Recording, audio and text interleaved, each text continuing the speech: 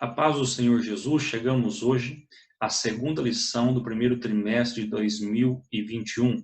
Nós estamos estudando acerca do verdadeiro pentecostalismo e na lição de número 2 nós vamos tratar sobre o seguinte tema: a atuação do Espírito Santo no plano de redenção. A lição de hoje vai nos dar uma noção do que estava acontecendo momentos antes de Cristo chegar ao Getsemane e falar aos seus discípulos para onde ele ia e como seria a sua partida, e que ele mandaria o Espírito Santo para consolá-los. E hoje é uma realidade para o cristão. O Espírito Santo está conosco e hoje vai ser revelado ao nosso coração nesta lição acerca do plano de Deus, o plano que o Pai faz, o Filho vem executar, e agora nós vamos ver a atuação do Espírito Santo agora também no plano de redenção. Se você está aqui pela primeira vez, eu sou Edivan Campos, sou superintendente da Escola Bíblica Dominical, aqui em Marília, na Assembleia de Deus, congrego aqui na Igreja Sede com o nosso pastor-presidente, pastor Erlande Mariano, e é uma alegria tecer aqui um comentário sobre a Escola Bíblica Dominical. Vamos então à lição de número 2, e se você desejar ter aí os nossos slides em PDF, em PowerPoint, aqui embaixo vai ter um link para você cadastrar o seu e-mail. Se você já é cadastrado, todas as lições que nós aqui postamos já é enviado automaticamente para o seu e-mail. Esses dias uma irmã me chamou aqui no WhatsApp dizendo que não estava recebendo. E uma simples informação que eu passei para ela, dar uma olhadinha na caixa de spam, ela conseguiu ali ver todos os nossos e-mails que realmente tinha sido transmitido para ela. Eu gostaria que você olhasse a sua caixa de spam, porque se você já cadastrou o seu e-mail, já foi enviado para você. E também nós temos aqui o nosso grupo exclusivo do Telegram, que também vai ter um link aqui na descrição. Bom, vamos à lição de número 2. A lição de número 2, então, terá como tema a atuação do Espírito Santo no plano da redenção.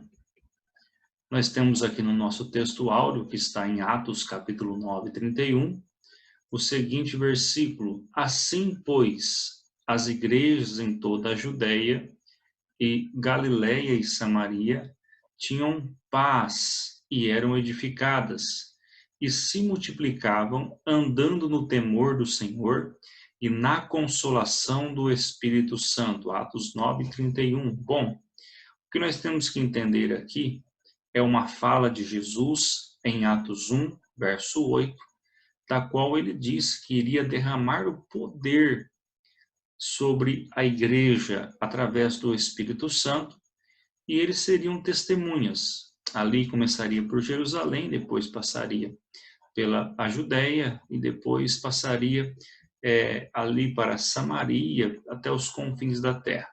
O que nós temos que entender está dizendo assim, pois. O que aconteceu antes aqui no nosso contexto? Nós temos Atos 2, a descida do Espírito Santo. Atos 3 e 4, nós temos ali o crescimento da igreja primitiva. Também nós vamos ter em Atos 5 a morte de Ananias e Safira. Em Atos 6 nós vamos ter também a separação dos diáconos devido ao crescimento da igreja, houve-se uma necessidade ministerial. Depois nós vamos ver Estevão, e nós vamos ver também o evangelho sendo pregado em Samaria, e também nós vamos ter agora Saulo se convertendo. E após a conversão de Saulo, que perseguia a igreja, nós temos aqui o texto dizendo que a igreja tinha paz, ou tinha um certo conforto, e era edificada. Mas é interessante que a igreja tinha temor do Senhor e vivia na consolação do Espírito Santo, porque ele é o Consolador. Então nós já começamos a entender que o que Cristo deixa para a igreja não são métodos, não são rituais. O que Cristo deixa para a igreja é a promessa do Consolador. Às vezes nós buscamos tantas coisas fora da palavra de Deus, mas o que mantém uma igreja edificada, que se multiplica, é o Espírito Santo. E, na verdade prática, diz assim: a atuação do Espírito Santo é contínua e dinâmica na igreja, ou seja, ela é real, ela está em andamento na vida dos crentes e os conduz desde a conversão até o final da jornada cristã. Então, quem vai realizar a revelação ao nosso coração é o Espírito Santo desde a conversão. É Ele que nos convence do pecado e é Ele que está conosco até o final da jornada cristã. Bom, na leitura bíblica em classe, está em João, capítulo 16, do verso 7 ao 13, e será aqui explanada na lição de hoje.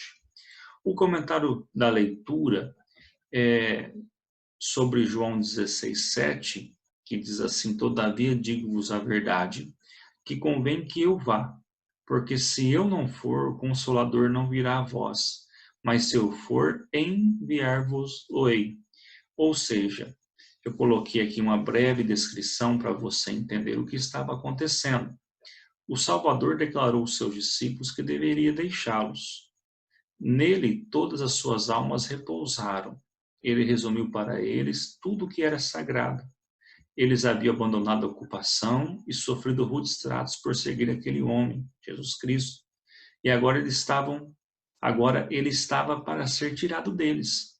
E tudo em seu conhecimento, afeto, compreensão, rebelou-se contra ele. Eles não podiam compreendê-lo em suas relações com ele ou com eles próprios. E ainda assim ele disse: é para o seu próprio interesse que eu vou embora. Explica melhor isso daqui. Sim, explico. Quando você olha o capítulo de número 13 de João, o texto vai dizer que Jesus amou-os até o fim. Então, o amor de Cristo pelos seus discípulos era muito grande. No capítulo de número 18, ele vai estar no Getsemane.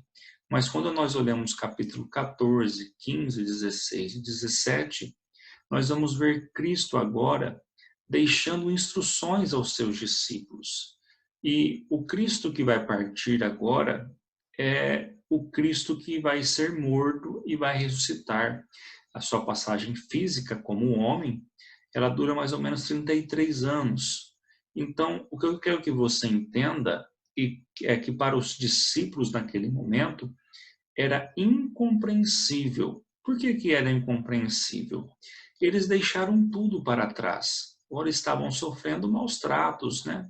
Eles estavam agora totalmente confiantes em Cristo, deixaram tudo para trás para segui-lo. Então, quando ele fala que vai partir, aí não tem compreensão. Rebela-se dentro deles ali um medo.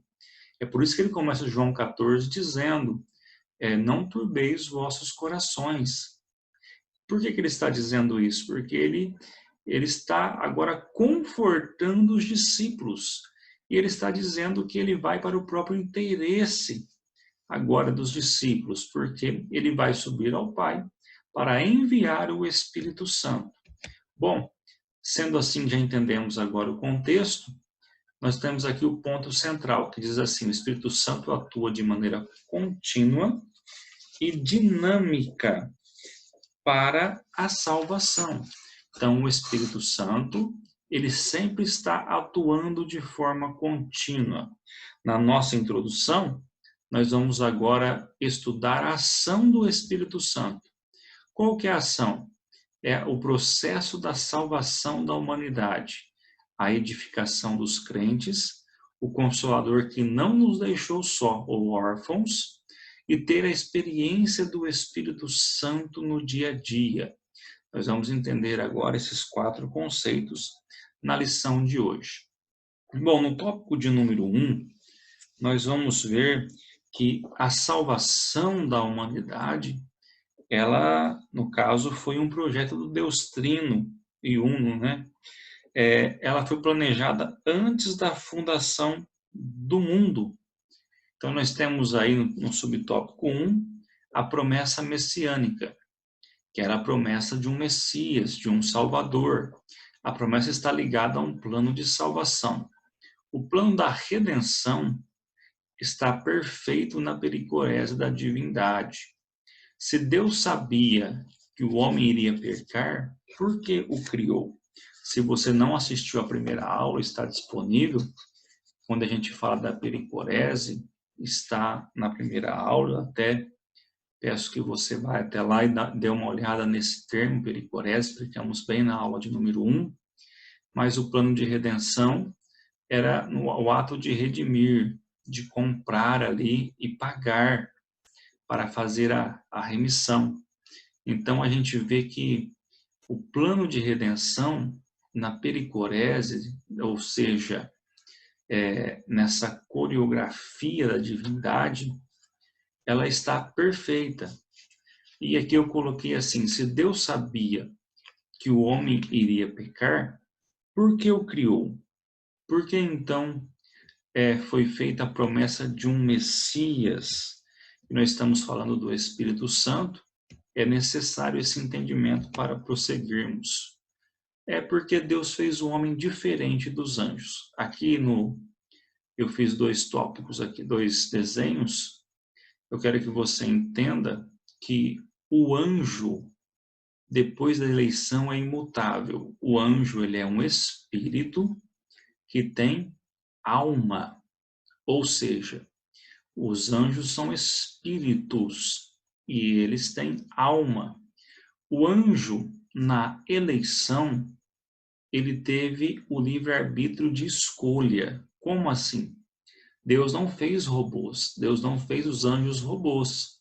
Deus fez o anjo com o livre-arbítrio. E na eleição dos anjos, nós já conhecemos bem isso, eles optaram entre o bem e o mal. Então, os anjos caídos se tornaram demônios, no caso, eles se tornaram caídos. E agora quero que você entenda que após a eleição dos anjos, eles ficaram imutáveis. Como assim? Você não vai ver um anjo bom se desviar. Imagina se o Miguel se desviasse, aparecesse na igreja, dizendo que estaria desviado e ia passar espada em todo mundo. Isso não vai acontecer. Também você não vai ver um demônio se convertendo. Hoje eu quero aceitar Jesus. Não, você não vai ver isso, porque eles são imutáveis. Mas se Deus sabia que o homem iria pecar, por que o criou? Porque ele fez o homem diferente do anjo, também com livre-arbítrio, mas ele deu ao homem o poder de nascer de novo, ou de um recomeço. Como assim? O homem tem espírito, alma e corpo. Então, quando o homem ele nasce de novo, ele tem um novo nascimento, há ali uma nova chance para ele. É quando o Espírito Santo entra no seu espírito. É no caso do arrependimento, no caso da conversão, quando o homem realmente ele tem um processo salvífico pelo Espírito Santo. Então, por que que Deus ele fez o homem e deu o livre-arbítrio? Se Deus sabia que o homem iria pecar, por que o criou? Porque assim que Deus faz o homem, ele faz um plano de redenção. Ele faz um plano para salvar o homem. Quero que você entenda que no Éden, Satanás ele tentou ali Adão e Eva, pensando que se eles pecassem, eles ficariam caídos eternamente. Não foi isso que aconteceu. Deus fez o homem com um trunfo, ou seja, com a chance de ser redimido. E isso é muito importante para o nosso entendimento. Como funciona, então, o plano da redenção? O Pai fez o plano da redenção. Ele prometeu o Messias. E aqui nós temos o Filho. A salvação é realizada no Filho. Tudo que o Pai faz para a nossa salvação, ele faz por meio de Cristo. A obra do Filho significa redenção, adoção ao Pai, reconciliação, santificação e glorificação. Então, quando Deus cria o homem, ele já faz um plano de redenção. Se o homem caísse na pericorese ou na perfeição da divindade, o Filho ele aceita o plano da salvação. Você pode ver algumas vezes que o plano realmente vem do Pai, porque o próprio Jesus vai dizer que ele veio fazer a vontade do Pai, João capítulo 6, e no Getsêmani também ele fala, Pai, seja feita a tua vontade e não a minha. Não é que Jesus não queria passar ali negando o Pai alguma coisa, não é isso. É que o plano original ele vem do Pai.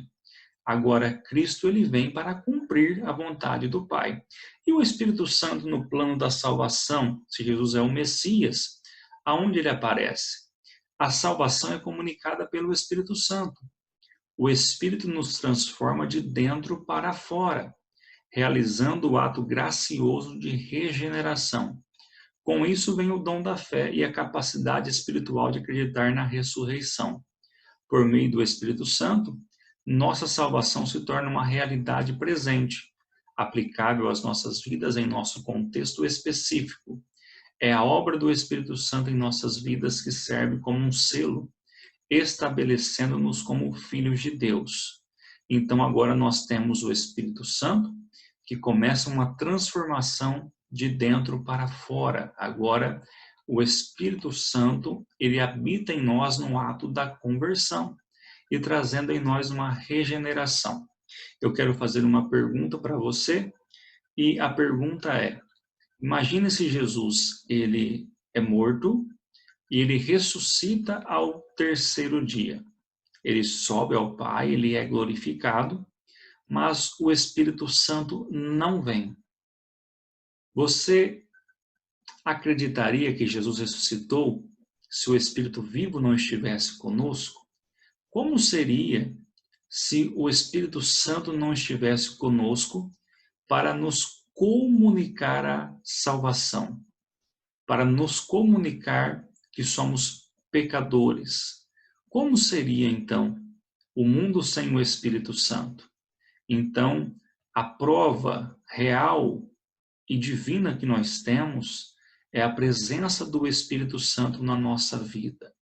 É a presença real do Espírito vivo, do Espírito que está conosco para nos consolar em meio a tudo que nós passamos, como um selo. Bom, vamos então aqui a um versículo de ordem messiânica que o nosso escritor nos deixou. Ele deixou para a gente aqui, 1 Pedro, capítulo de número 1 e versículo de número 2. Eleitos segundo a presciência de Deus Pai e santificação do Espírito para obediência e aspersão do sangue de Jesus Cristo. Graça e paz vos seja vossas terras, e que por vós foi diminuído clama, e que os clamores do que ceifar entraram nos ouvidos do Senhor dos Exércitos. 1 Pedro, capítulo 1 e 2. Nós vamos tratar aqui somente desta primeira parte, da parte A do versículo. E aqui eu coloquei uma breve explicação desse versículo, que nos diz assim: de acordo com a presciência por meio da santificação, para obediência e aspersão, o apóstolo declara três particularidades a respeito da sua eleição. Primeiro, está de acordo com a presciência de Deus. Em outras palavras, é a realização em ação de sua presciência eterna, que inclui o seu propósito. Então, Deus, ele já deixou aqui na sua presciência, é claro que ele vai e volta no tempo, ele sabe, conhece todas as coisas, que ele já tinha feito um plano de salvação. É por isso que nós dizemos e entendemos claramente que Jesus Cristo, ele é o Cordeiro que foi morto antes da fundação do mundo e desde a fundação do mundo. Antes da fundação do mundo é que Deus, antes dele criar o homem, ele já faz um plano de redenção. E desde a fundação do mundo nós entendemos que realmente ele está ali no Éden. Ele é aquele animal ali, no caso, no símbolo, que morre para cobrir a vergonha de Adão e Eva.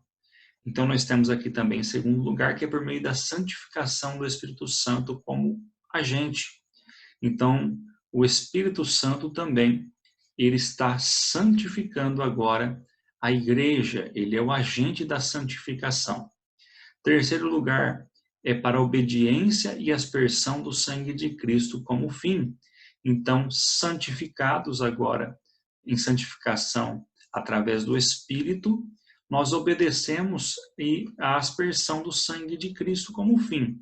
Todos os eleitos, então, são eleitos para serem trazidos a um estado de obediência e purificação do pecado, através do poder do Espírito de Deus, da eficácia do sangue de Cristo, chamado sangue da aspersão, porque limpa a consciência da culpa e contaminação do pecado. O próprio Cristo falou que aqueles que creem obedecem, ou seja, quem não obedece não está em santificação do Espírito e agora quebra algumas leis, então ele não ama. Aquele que obedece, ele ama. Então, aqui nós temos agora esse versículo de uma ordem aqui de entendimento de uma coisa que foi feita lá atrás, lá no princípio, mas agora pela presciência do Pai, o Espírito Santo, ele já está conosco, ele é o agente da santificação na igreja, e através dessa santificação, nós temos aqui em primeira mão a promessa sobre as nossas vidas, a promessa de um Messias que iria vir para nos dar vitória. Bom, nós temos também aqui no plano da salvação uma promessa messiânica e o Espírito Santo. Isaías 32:15, que até que se derrame sobre nós o Espírito lá do alto. Eu coloquei aqui na frente para você entender, e todos foram cheios do Espírito Santo, ele foi derramado. Aqui Isaías 42:1, eis aqui o meu servo a quem sustém, o meu eleito, em quem se apraz a minha alma, pus o meu Espírito sobre ele. Atos 10:38, como Deus ungiu a Jesus de Nazaré com o Espírito Santo. Isaías 61, o Espírito do Senhor Deus está sobre mim. E aqui em Lucas, capítulo 18 e 19, o próprio Jesus vai dizer, o Espírito do Senhor é sobre mim. Então isso se cumpriu através do Espírito Santo. Há uma promessa messiânica e o Espírito Santo faz parte desta promessa, cumprindo aquilo que foi profetizado lá atrás. E aqui agora nós vamos ter que ela é confirmada no Novo Testamento. Aqui eu já coloquei uma explicação, ficou bem claro aqui, que o Espírito Santo ele vai estar sobre o Messias, que ele vai, o Pai colocaria ali o seu Espírito, e nós temos em Lucas, é claro que hoje nós temos a divisão dos livros da Bíblia, mas naquela época era um livro do profeta Isaías, e quando Jesus abre aquele livro na sinagoga, ele abre nessa parte da Escritura, o Espírito do Senhor é sobre mim. E ele vai aqui agora confirmar através do Espírito Santo a sua promessa. Ela também é anunciada no Antigo Testamento, porque derramarei água sobre o sedento e rio sobre a terra seca, derramarei o meu Espírito sobre a tua posteridade e a minha bênção sobre os teus descendentes. Eu quero que você entenda que cada escritor tem a sua forma de trabalhar. O pastor Ezequiel Soares, ele é o nosso presidente do Conselho de Doutrina e Apologética da CGADB. Então, a forma dele explicar é essa mesmo. Ele fala uma coisa e escreve muitos versículos para provar ali o seu entendimento. Então, eu quero que você entenda que ele vai colocar muitos versículos mesmo para a gente levar ao entendimento. Então, aqui no tópico 1, ainda no subtópico 2, na Antiga Aliança ou no Antigo Testamento, como a gente conhece, aqui no caso, nós vamos ver como o Espírito Santo agia. Então, aqui nós temos o Deus conosco, a atuação do Espírito Santo antes do Pentecoste. O Pentecostes é a capacitação de pessoas para obras específicas. Vamos ver agora, então, no Antigo Testamento. E disse: ouvi agora as minhas palavras. Se entre vós houver profeta, eu, Senhor, em visão a ele me farei conhecer, ou em sonhos falarei com ele. Então, agora nós temos como profeta também, como liderança, quando Gideão ele vai tocar a buzina, o Espírito Santo enche ele, reveste Gideão e aparece ali 32 mil homens. E também agora, quando Samuel vai ungir Davi, o Espírito do Senhor se apodera de Davi. Então estava também ali na unção. Agora nós vamos ver então que o Espírito Santo ele age nos profetas, ele age na liderança e também era habilitações espirituais. Você vai ver que tem profecia. Eu quero que você entenda isso porque no Antigo Testamento, na Antiga Aliança, havia homens fontes. Como assim homens fontes? Você vai perceber que o Eliseu queria a porção dobrada de Elias, do Espírito Santo, e não era que o Espírito Santo poderia ser dobrado, era uma porção de filho primogênito, recebia 2 vezes mais, e Eliseu ele faz 2 vezes os milagres que Elias faz. E a gente percebe que Moisés também, que Deus vai falar que vai tirar do Espírito que está nele, e vai colocar sobre os 70 anciãos. A gente já conhece muito bem esse versículo, e a gente vai notar que os 70 anciãos ali, eles começam a profetizar. Lá fora fica dois velhinhos, Medade e Haddad. Eu amo Deus e Deus me ama, é o significado. E Deus visita eles também para profetizar. Mas o Espírito Santo estava concentrado em alguma função específica. Então ele também estava na profecia. Também ele usou muitos profetas. E também ele vai falar aqui sobre revelações, vai revelar a Ezequiel. E também milagres. O Espírito Santo poderia tomar ali o Elias e levar ele para qualquer lugar, muito rápido. Nós até vemos o Elias ali no dia da chuva, ele apodar ali carros e cavalos. Bom, então nós temos aqui que as revelações eram espirituais.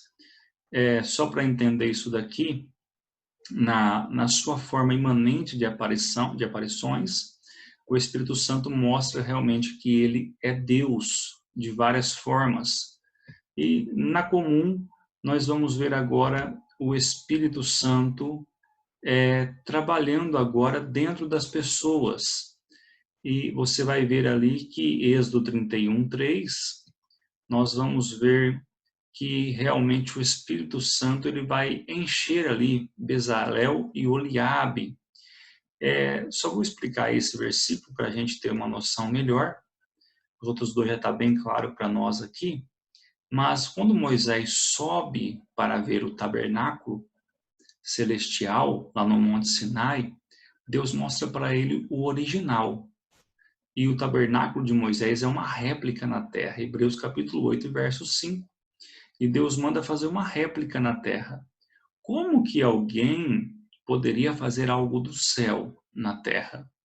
É então que o Espírito Santo ele vai encher Bezalel e Oliabe para fazer o tabernáculo. Somente alguém divino poderia dar sabedoria e entendimento para fazer o tabernáculo na terra. Aí você vai ver muitas das vezes o Espírito Santo, ele vem, o Espírito Santo, ele se aposta, o Espírito Santo, ele vai encher. Então nós vamos ver por várias vezes que o Espírito Santo está agindo de formas individuais na antiga aliança, para liderança, para habilidade, mas ele ainda não está habitando, porque não tem o novo nascimento. Então, no Antigo Testamento, eu poderia classificar que o Espírito Santo é um Deus conosco. Agora, quando nós olhamos agora a promessa do Consolador, a vinda do Espírito Santo com a volta de Jesus ao céu, nós vamos entender que agora se tornou diferente a sua descida. Agora ele veio para ficar com a igreja. João 16, 7. Nós temos aqui o texto que diz assim: todavia digo-vos a verdade, que vos convém que eu vá. Porque se eu não for, o Consolador não virá a vós, mas quando eu for, vou-lo enviarei. Então agora Jesus está dizendo que ele vai mandar o Espírito Santo. E eu coloquei João 7,38, que diz assim: quem crê em mim, como diz as Escrituras, como diz a Escritura, rios de água viva correrão do seu ventre. E isto disse ele do Espírito que haviam de receber os que nele crescem, porque o Espírito Santo ainda não fora dado por ainda Jesus não ter sido glorificado. Ou seja, o Espírito Santo não foi dado, ou seja, ele ainda não desceu, porque Jesus não subiu ao Pai e não foi glorificado, não teve o seu corpo ali glorificado ainda. Então, nós estamos aqui entendendo que a vinda de Jesus estava associado à sua volta ao céu. Então, nós vamos entender que a vinda do Consolador, tá? Aqui no nosso slide, ele está de forma errada, que a vinda do Espírito Santo estava associada à volta de Jesus ao céu. Depois eu vou corrigir para te mandar. Então, aqui em Atos 2, 32, 33, vai dizer assim, Pedro dizendo: Deus ressuscitou a este Jesus, do que todos nós somos testemunhas, de sorte que, exaltado pela destra de Deus e tendo recebido do Pai a promessa do Espírito Santo, derramou isto, que vós agora vedes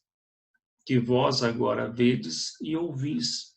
Então, Atos 2, 32 e 33, agora vai nos falar acerca desse derramamento. A promessa do Consolador, agora ela é real, mas estava condicionada à volta de Jesus ao Pai. Quando Jesus volta ao Pai, ele volta e é glorificado, agora o Espírito Santo vem. E o que seria de nós se o Espírito Santo não viesse? Então eu posso entender agora que o Espírito Santo agora, ele é Deus em nós. Na antiga aliança, eu posso pensar que ele é Deus conosco. Mas agora, na nova aliança, o Espírito Santo é Deus em nós. Agora ele está habitando em nós. Agora o Consolador, ele veio. Essa promessa foi cumprida.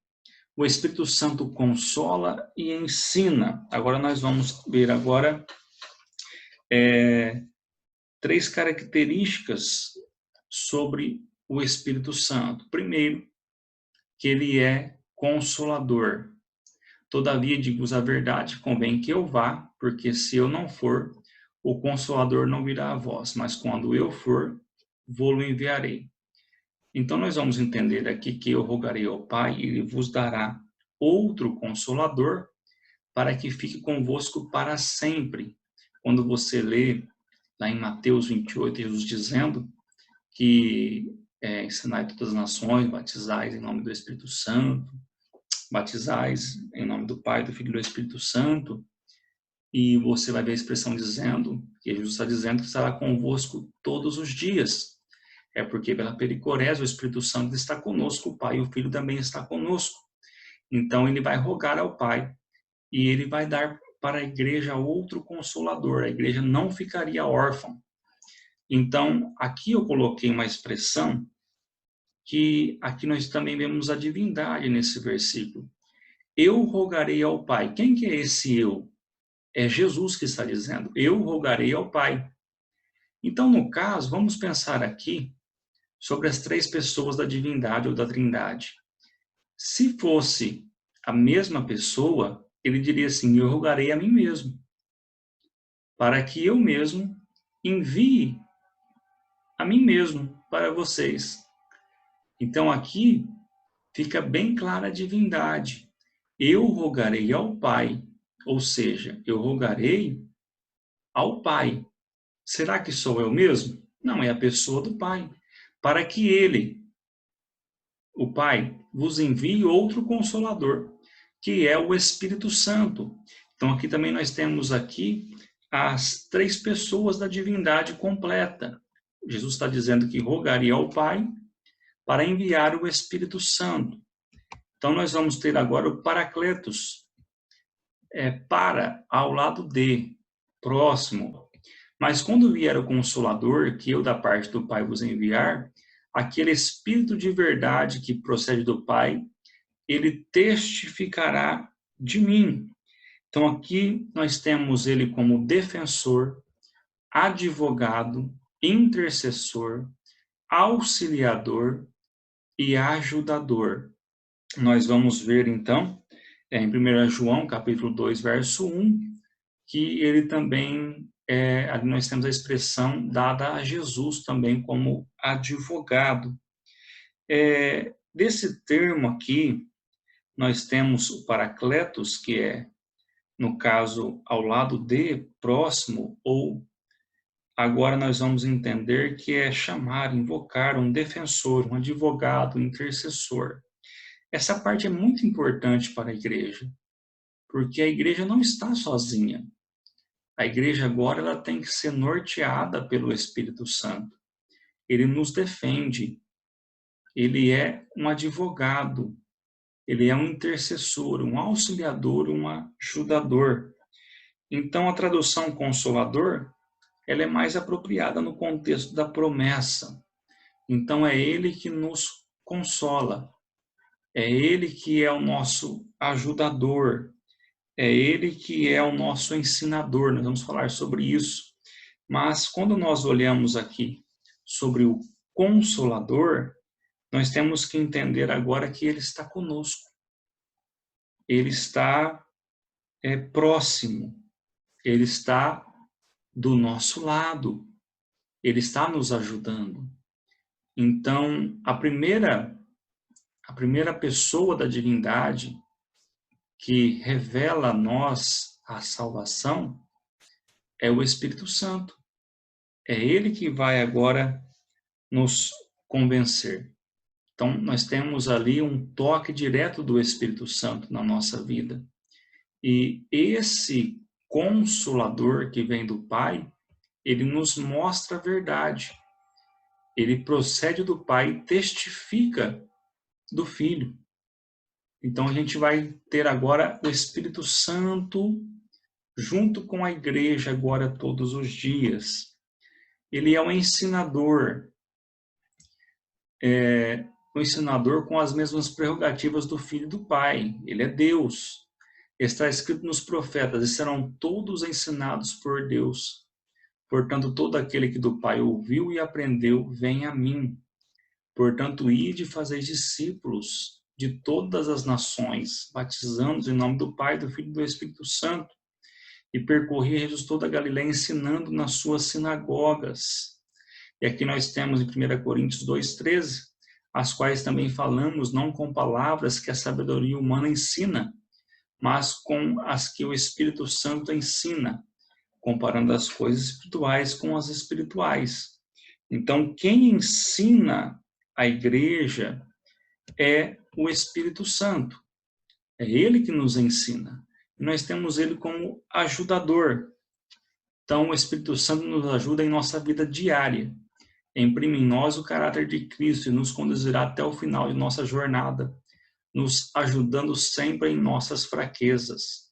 E da mesma maneira também o Espírito ajuda as nossas fraquezas, porque não sabemos o que havemos de pedir como convém, mas o Espírito intercede por nós com gemidos inexprimíveis.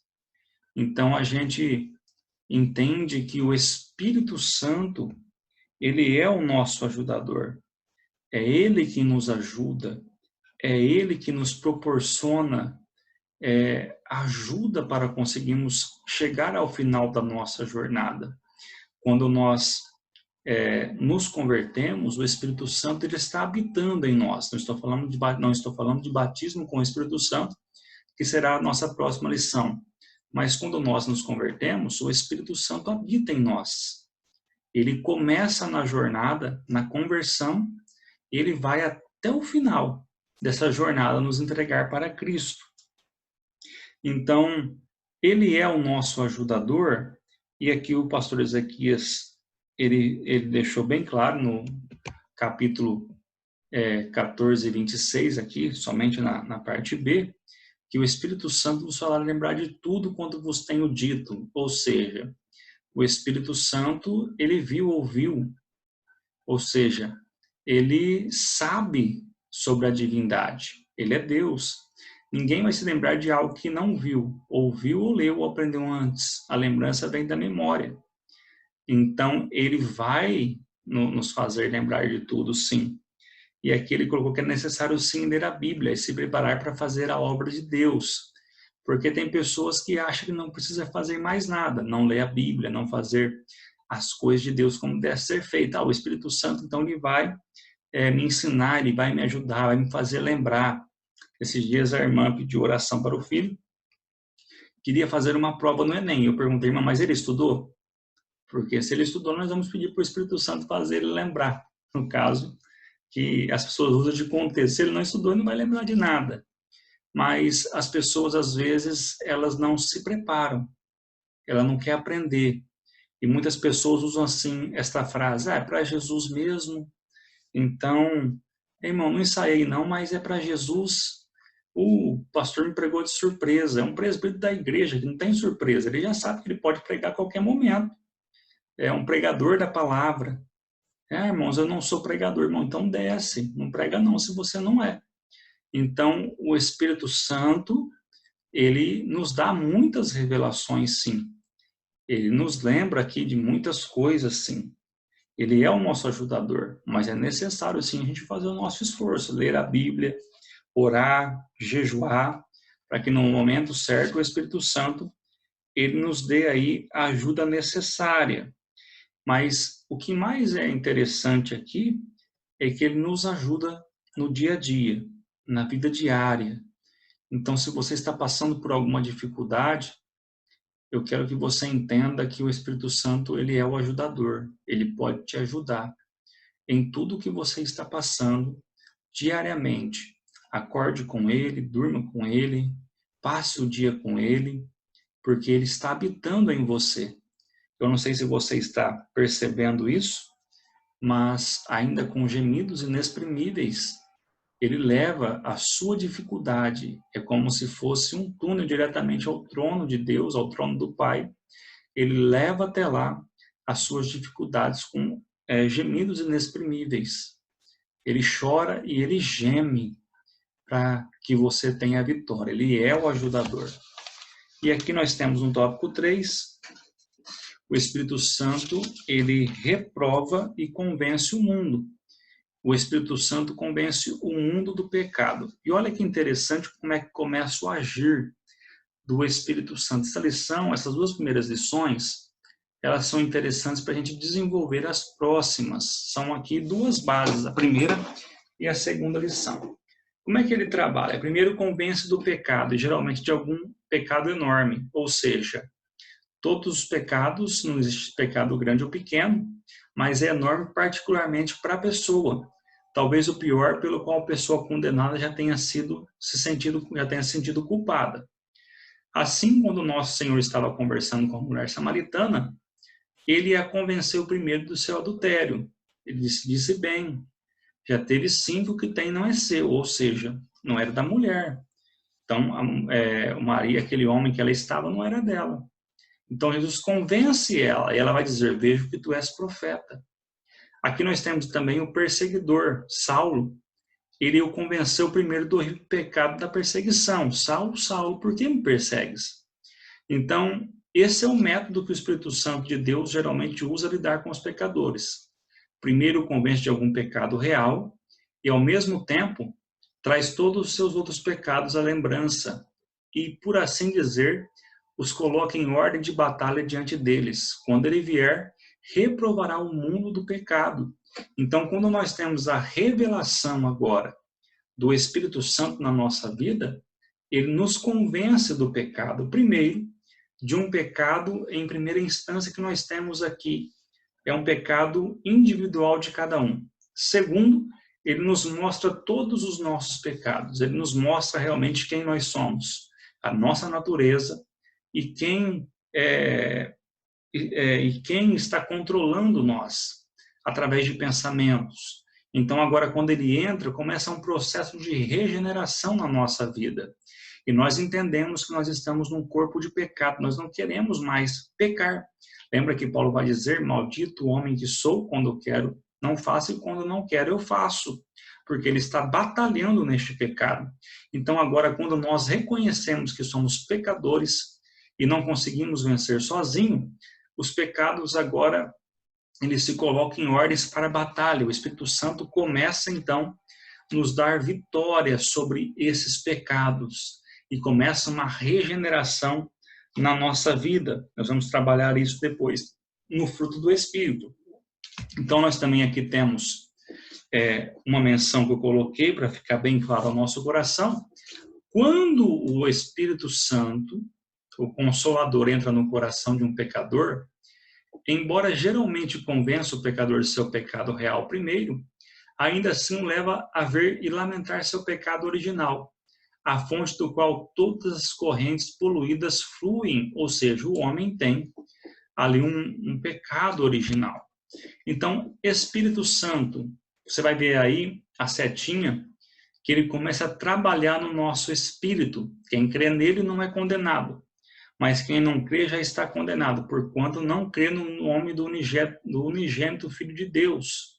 Então, a pessoa não deixa o Espírito Santo trabalhar. Tito 3,5, não pelas obras de justiça que houvéssemos feito, mas segundo a sua misericórdia, nos salvou pela lavagem da regeneração e da renovação do Espírito Santo. Então, vamos definir isso aqui. O que é o novo nascimento?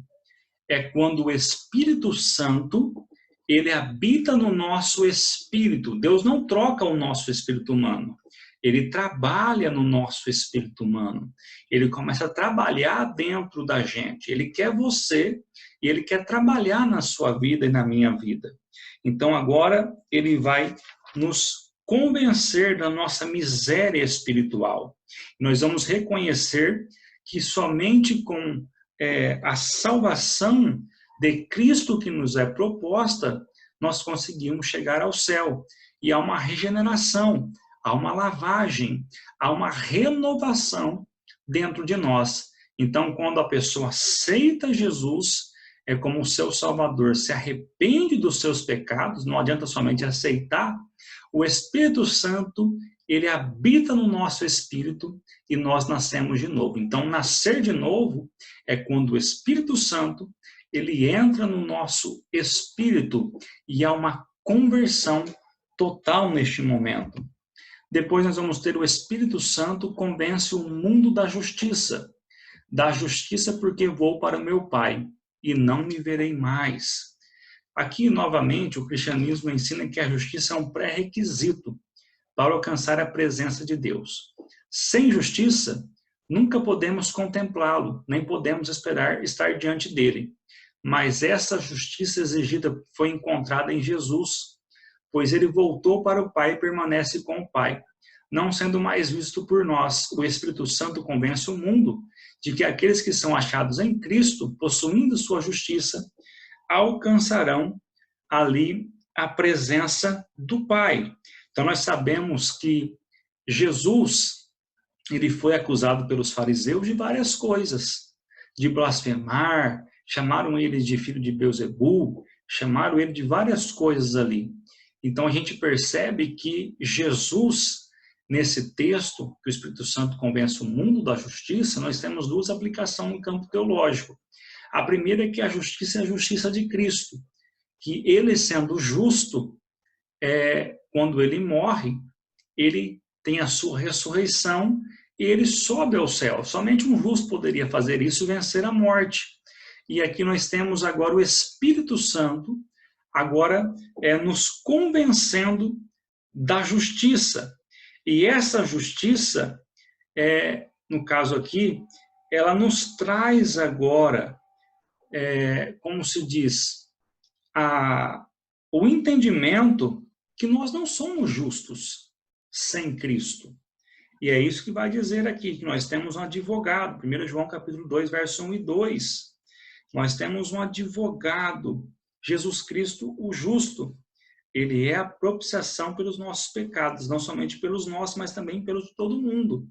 Então, a gente entende que qual que é o pré-requisito agora para entrar na presença de Deus? Somente um justo pode entrar. E nós somos justos 100%? Não. Nós dependemos totalmente agora da justiça de Cristo na nossa vida. A sua morte, um justo que foi morto, agora ele ressuscita e ele vai ao Pai. Mas olha que interessante, se nós não somos 100% para apresentarmos diante de Deus, nós somos então agora envolvidos nesta justiça. O Espírito Santo agora nos dá a convicção que nós necessitamos dessa justiça, que nós necessitamos de alguém justo. Ele é o advogado. Então, quando nós nos apresentamos diante de Deus, nós entendemos que nós não somos 100% justos, mas que esse sangue de Jesus caiu sobre nós e nos deixa justos agora.